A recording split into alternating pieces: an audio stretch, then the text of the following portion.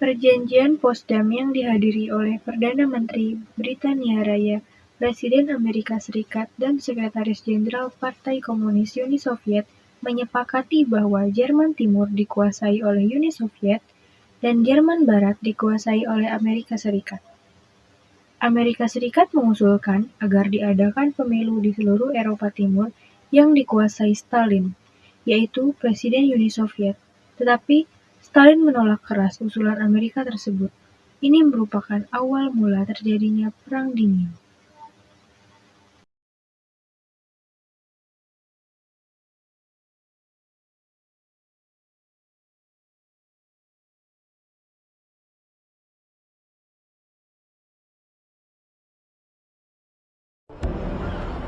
In 1947, the British announced that they could no longer afford to support the pro-Western governments of the Mediterranean in their fight against communism.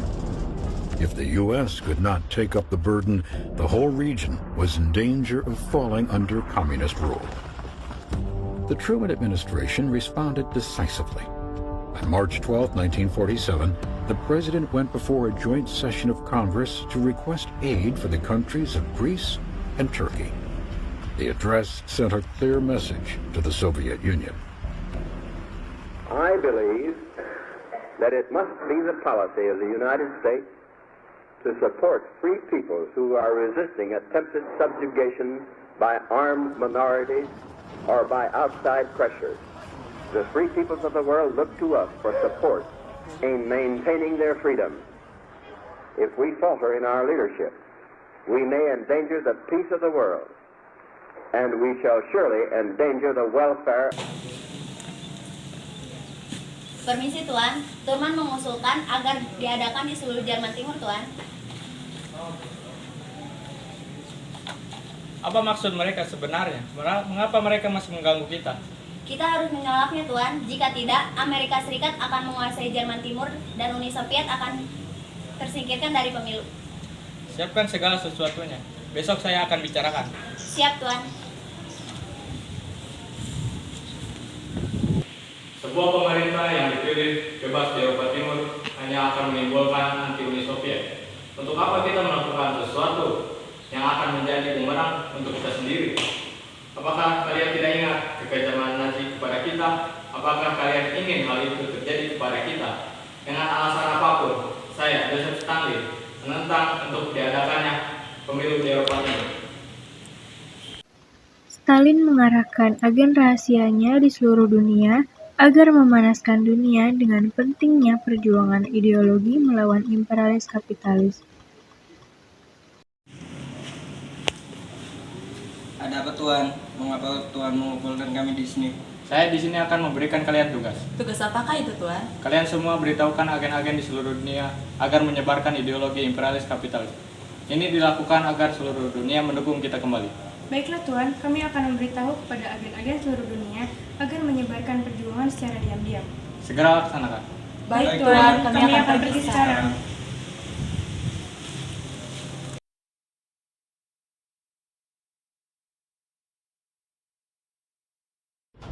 A month later, Secretary of State George C. Marshall traveled to Europe. He witnessed firsthand the physical ruin, social disintegration, and economic collapse left by the war. Marshall warned that under these conditions, Europeans would turn to communism as an alternative to starvation and death. 2 months later, Marshall proposed a program of massive economic assistance, the Marshall Plan. Our policy is directed not against any country or doctrine, but against hunger, poverty, desperation, and chaos. Its purpose should be the revival of a working economy in the world so as to permit the emergence of political and social conditions in which free institutions can exist.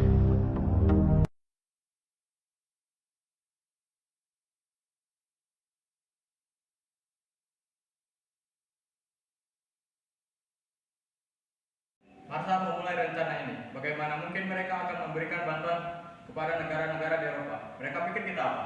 Bukannya itu bagus, jadi kita tidak perlu memberikan bantuan lagi kepada Eropa. Ya, itu bagus. Jika kau ingin kita hancur. Jaga ucapanmu ya. Lalu apa yang harus kita lakukan sekarang? Apapun itu yang pasti dapat membuat mereka tak berkutik lagi. Bagaimana jika kita memblokade Cekoslowakia? Ya, memblokade Cekoslowakia sepertinya ada yang bagus, Tuan. Apa kalian yakin dengan memblokade Cekoslowakia mereka akan diam? Saya yakin, Tuan. Apa alasanmu yakin? Kita harus membuktikan jika kita menentang pendataan massal, dan dengan ini cara kita membuktikannya. Bagaimana jika kita gagal? Apa salahnya jika kita mencoba? Ya, betul. Apa salahnya kita mencoba terlebih dahulu?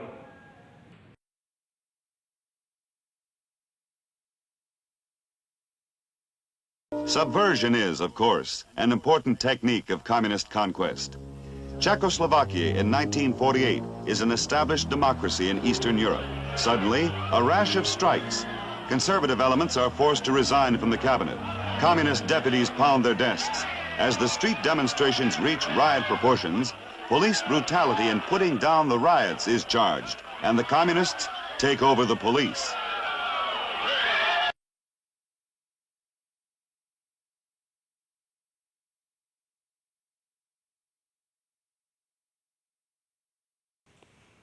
Bagaimana persiapan peluncuran bom atom yang pertama?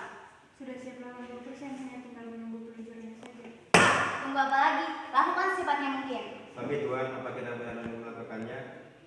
Apa kau tidak yakin dengan semua ini? Bukan begitu, Tuan. Lalu tunggu apa lagi? Lakukan semua yang telah kalian kerjakan. Baik, Baik Tuan. Jangan terlalu keras terhadap mereka.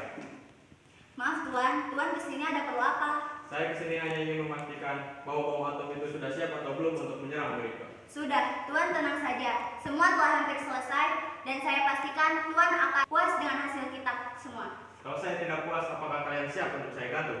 Maksud Tuan? Siap sendiri.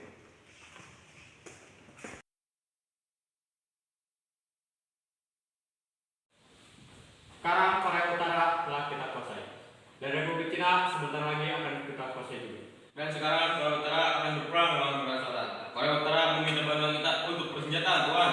Itu bagus. Jika Korea Selatan kalah, kita akan menguasai Asia lebih cepat. Segera kirimkan bala bantuan tentara untuk Korea Utara. Kita akan menangkan perang ini. Baik, Tuan.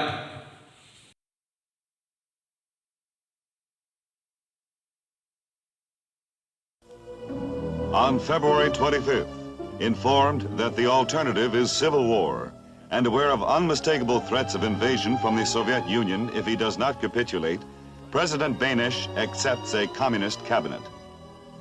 But Jan Masaryk, son of the country's greatest hero, will not go along and remains in the Foreign Office. 2 weeks later, his dead body is discovered. Whether he was murdered or killed himself is not known to this day.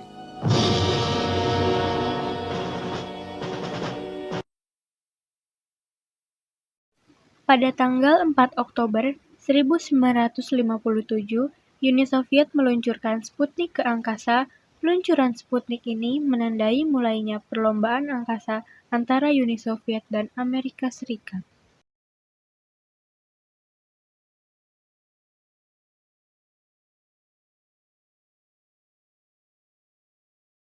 Saya, Nikita Khrushchev, atas nama Uni Soviet menyatakan bahwa jika terjadi serangan yang ditujukan kepada kubu, maka itu artinya perang.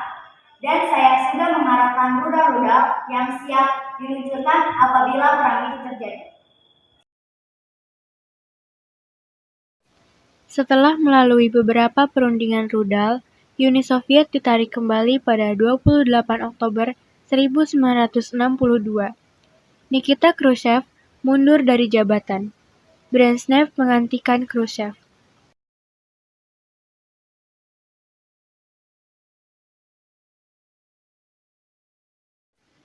Doktrin ini diumumkan untuk menjustifikasikan invasi Uni Soviet ke Cekoslowakia pada Agustus 1968 yang mengakhiri pergerakan musim semi Praha dan intervensi-intervensi militer Uni Soviet sebelumnya. Intervensi-intervensi tersebut dimaksudkan untuk mengakhiri upaya liberalisasi dan pemberontakan yang berpotensi menghegemoni Uni Soviet di Blok Timur. Namun pada praktiknya, kebijakan ini membatasi kemerdekaan negara-negara komunisi menjadi satelit Uni Soviet. Negara-negara tersebut tidak diperbolehkan meninggalkan Fakta Warsawa ataupun mengganggu monopoli kekuasaan partai. Brezhnev bertemu dengan Nixon di Moskow. Antara kedua belah pihak menghasilkan dua kesepakatan mengenai pengawasan penggunaan senjata yaitu SALT-1, Fakta Pembatasan Senjata Komprehensif pertama yang ditandatangani oleh kedua negara, adidaya dan Traktat Peluru Kendali Antibalistik yang mengatur mengenai pembatasan sistem peluru kendali antibalistik yang digunakan untuk mempertahankan wilayah senjata nuklir yang dibawa misil ini, bertujuan untuk membatasi pengembangan peluru kendali antibalistik dan rudal nuklir berbiaya mahal.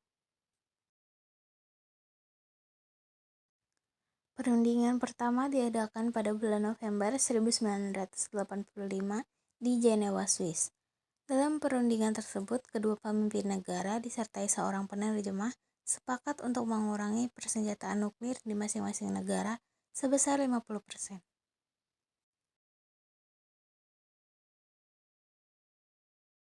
Perundingan kedua, konferensi tingkat tinggi diselenggarakan di Islandia. Perundingan tersebut berjalan lancar hingga pembicaraan bergeser ke arah strategi inisiatif pertahanan Reagan yang ingin dieliminasi oleh Gorbachev. Namun Reagan menolaknya. Negosiasi akhirnya gagal. Dalam perundingan ketiga pada tahun 1987, kedua belah pihak berhasil melakukan terobosan dengan ditandatanganinya Traktat Angkatan Nuklir Jangka Menengah. Traktat ini menghapuskan keberadaan semua senjata nuklir, rudal balistik, dan rudal jelajah di kedua belah pihak, dengan jarak antara 500 dan 5.500 km, beserta infrastrukturnya.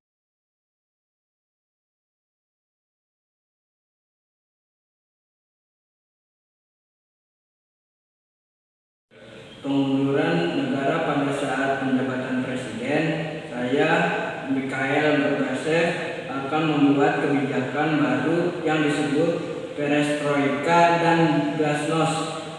Dengan kebijakan yang baru ini saya yakin akan membuat Uni Soviet menjadi lebih baik dari sebelumnya.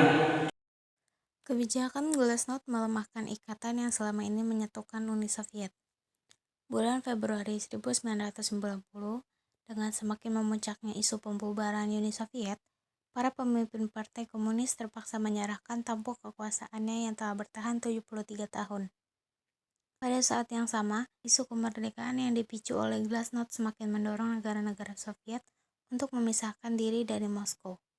Negara-negara Baltik mulai menarik diri dari Soviet.